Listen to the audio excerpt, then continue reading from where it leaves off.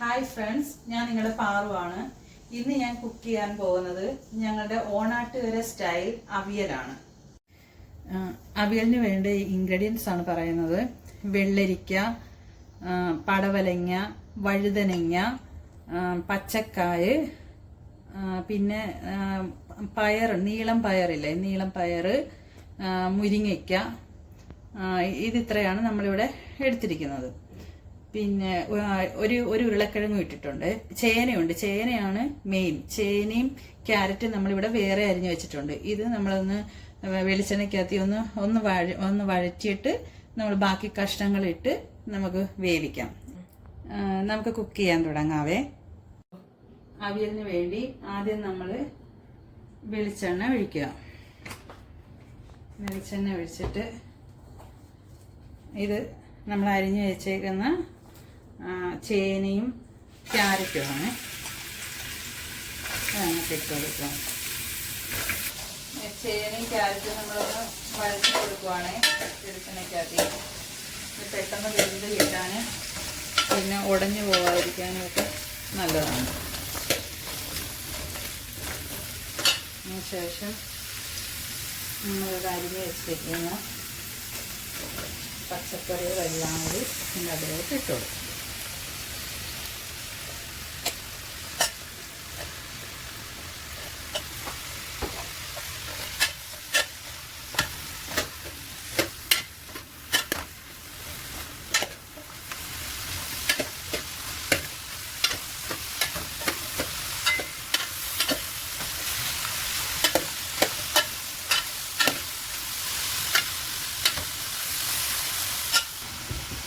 അര സ്പൂൺ മഞ്ഞൾപ്പൊടി ഇടുക.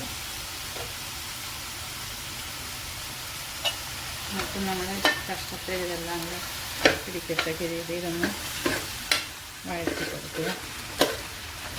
അതിനുശേഷം വെള്ളം ഒഴിച്ചു കൊടുക്കും. നമുക്ക് വേവാൻ പാകത്തിന്. വെളിച്ചെണ്ണയ്ക്കകത്ത് വേവിക്കുന്നവരുമുണ്ട്. നമ്മൾ പിന്നെ ഒരു ഹെൽത്തി ആകാൻ വേണ്ടിയാണ് വെളിച്ചെണ്ണ അത്രയ്ക്ക് നമ്മൾ ഉപയോഗിക്കുന്നില്ല. ഇത് വെന്ത് കിട്ടട്ടെ. പകുതി വേവാകുമ്പം നോക്കിയിട്ട് ചേന വെന്ത് കഴിയുമ്പം ഇതിനകത്തേക്ക് നമ്മൾ മാങ്ങയിട്ട് ഉപ്പും ഇടും. ഉപ്പും മാങ്ങയും നമ്മൾ പകുതി വെന്ത് കഴിഞ്ഞിട്ടേ ഇടാവുള്ളൂ. ഇല്ലെങ്കിൽ ഉപ്പിട്ട് കഴിഞ്ഞാൽ പിന്നെ ചേന വേവത്തില്ല. അപ്പം അതുകൊണ്ട് ഇത് പകുതി വേവ് കഴിയുമ്പോൾ നമുക്ക് മാങ്ങ ഇടാം. പിന്നെ വടക്കോട്ടുള്ളവർ തൈരാണ് ഒഴിക്കുന്നത്. പിന്നെ ട്രിവാൻഡ്രം ഭാഗത്തുള്ളവർ പിരുപുളി ഒഴിക്കും. പക്ഷെ ഞങ്ങളുടെ ഭാഗത്തുള്ളവർ മാങ്ങയാണ്. എന്നാൽ മാങ്ങ എല്ലാ സീസണിലും മാങ്ങ നമുക്ക് ഇടാൻ പറ്റില്ലല്ലോ. അന്നേരം നമ്മൾ പിരുപുളി ഒഴിക്കും. ഇപ്പം തൽക്കാലം നമ്മൾ മാങ്ങയുള്ളത്. ഞങ്ങൾക്കിവിടെ എല്ലാ സീസണിലും മാങ്ങ കിട്ടും. അപ്പം അതുകൊണ്ട് ഞങ്ങൾ പച്ചമാങ്ങ നമ്മൾ എഴുതിയിട്ടിട്ടുണ്ട്. ഇനി ഇത് അടച്ചു വെച്ച് നമുക്ക് വേവിക്കാം. ഇത് പകുതി വേവായിട്ടുണ്ട്. നമുക്ക് ഉപ്പിട്ട് കൊടുക്കാം. ഉപ്പിട്ട് മാങ്ങ, ഒരു കുള മാങ്ങ അരിഞ്ഞിട്ട്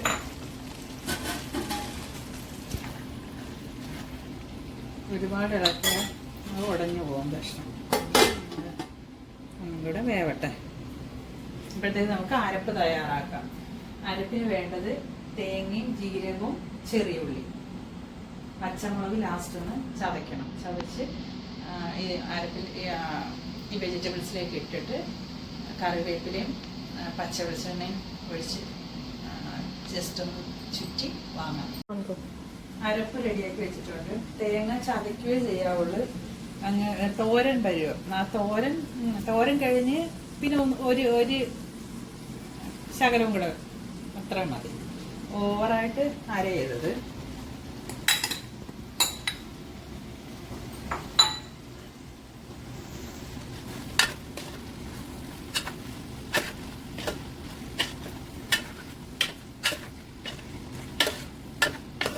അവിയൽ റെഡിയായിട്ടുണ്ട്.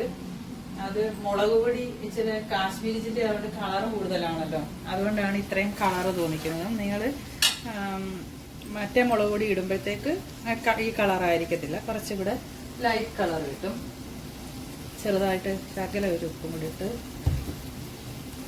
കറിവേപ്പില ഇട്ട്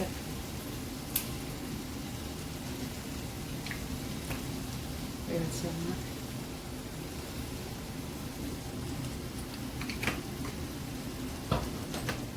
ഓഫ് ചെയ്യാം.